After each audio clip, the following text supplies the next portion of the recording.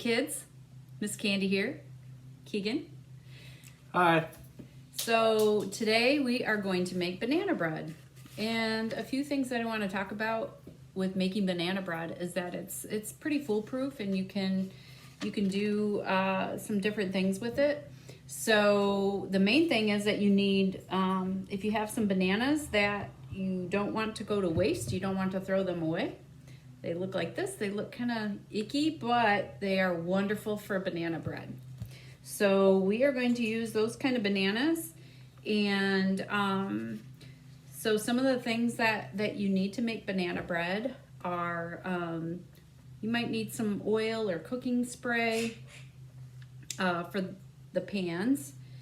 And we're going to need some butter, but you could also use oil or margarine in place of that. We'll need some sugar, but you could use brown sugar if you don't have white sugar. So we'll need some eggs for this, but if you are vegan or allergic to eggs, or you don't have any eggs and you have flaxseed meal on hand, you can use 1 tablespoon of flaxseed meal with 3 tablespoons of water. Let it sit for 5 minutes before you add it to the mix, and you can use that in place of eggs for each egg. It calls for milk, but you could use any kind of milk that you have on hand. So that could be almond milk, it could be kefir or buttermilk, or if you don't have any milk in the house, you can also use water. So, and it'll turn out just fine. So let's see, vanilla extract, it's just an optional added flavor. If you don't have any, don't worry about it. We definitely need the ripe bananas. We need flour, but you don't necessarily have to have a certain kind of flour. You could have white flour, you could have whole wheat flour, rye flour, any kind of flour will work, or combinations. Definitely one thing that you do need is baking soda. You need that to help it rise. So you do need the baking soda, and we'll need salt. Something that's optional, if you have some chocolate chips on hand, you could throw some chocolate chips in there and make a yummy chocolate chip banana bread. We could also use some walnuts, and I am chopping some walnuts up here, and I'm gonna throw those in the oven while the oven is heating up. And I'm gonna toast those a little bit so that we can have toasted walnuts in our banana bread, but it's totally optional. So you'll want to heat the oven up to 350 degrees, and you want to prep your pan. So you want to spray it with put oil it, spray it, whatever you have on hand. And then if you do have parchment paper, you can put that into the pan, and I'll show you that in a little bit here. All right, we'll see. Keegan is mashing up the bananas. There he is, mashing them. I have the pans prepped, sprayed, and then I lined them with parchment paper so that we can pull them out of the pan more easily.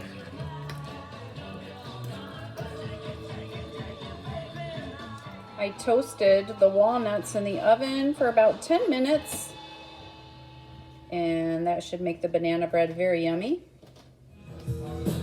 Give me the beat, boys, to free my soul. I wanna get lost in your rock and roll and drift away. All right, so now Keegan is adding the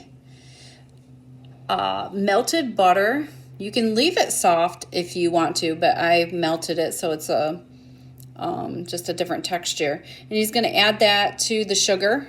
We're using brown sugar. Okay, and then he's just gonna mix that up with you could use a hand whisk, you could use a fork or a spoon, but we're just gonna use a mixer. Gonna mix that up real nicely. And then we'll be back. now Keegan is going to, oh, wait, woo! Okay, so now he's gonna crack the eggs into the butter. Oh, not the eggshell, better get that out of there.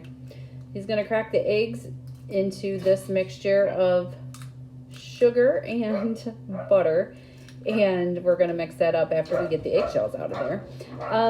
And also, I guess I didn't think to talk about washing hands before you start this whole process. And we both did wash our hands, so they're nice and clean. And so anyway, we'll be back.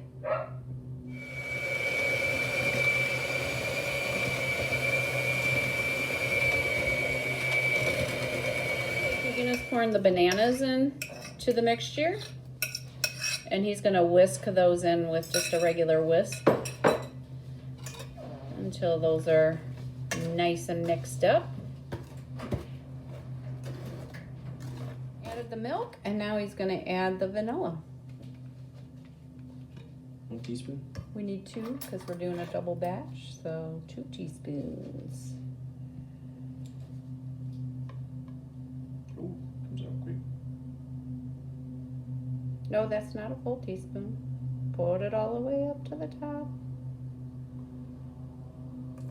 Okay. Keegan is now measuring the flour. He's going to add that to the mixture. Nice.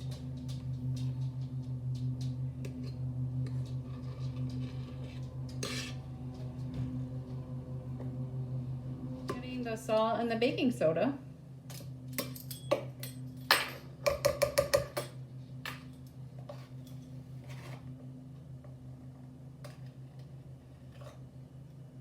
And you're just going to mix this up real well and make sure that you don't see any white flour.